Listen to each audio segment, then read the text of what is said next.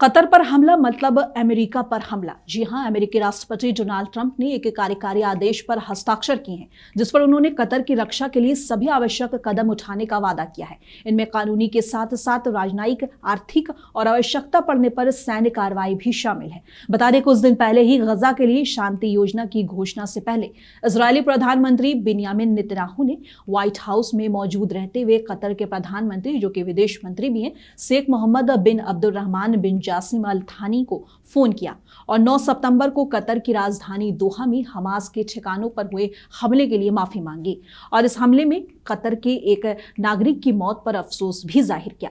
माना जा रहा है कि ट्रंप के कहने पर इजराइल ने कतर से माफी मांगी। अब यहाँ पर सोचने वाली बात यह है कि आखिर कतर के साथ ट्रंप की दोस्ती इतने मायने क्यों रखती है। दरअसल कतर हमेशा से इजराइल और गजा के बीच मध्यस्थता की अहम कड़ी रहा है। ऐसे में ट्रंप का ये सुरक्षा वाला तोहफा कतर को फिर से हमास को ट्रंप की पीस प्लान पर मनाने के लिए राजी करेगा। इसके साथ ही ट्रंप परिवार का कतर से निजी और कारोबारी संबंध भी है। ट्रंप ऑर्गेनाइजेशन कतर में एक लग्जरी विला स्थापित करने जा रहा है, जिसे कतर सरकार बना रही है। इसके अलावा कतर ने अमेरिका को एक 747 जेट लाइन भी दिया है। बताते चले, ट्रंप ने मई में दोहा का दौरा किया था, जिसमें उन्होंने क्षेत्र के सबसे अमीर और ताकतवर नेताओं के साथ व्यापारिक मीटिंग भी की थी। कुल मिलाकर ट्रंप का ये कदम दिखाता है कि जहां इजराइल से उनकी अच्छी दोस्ती है, वहीं कतर से उनके रिश्ते भी बहुत अहम है। आपका इस खबर पर क्या कहना है, हमें कमेंट बॉक्स में बताइए और ऐसी तमाम खबरों को देखने के लिए मुंसिफ टीवी सब्सक्राइब करना ना भूलें।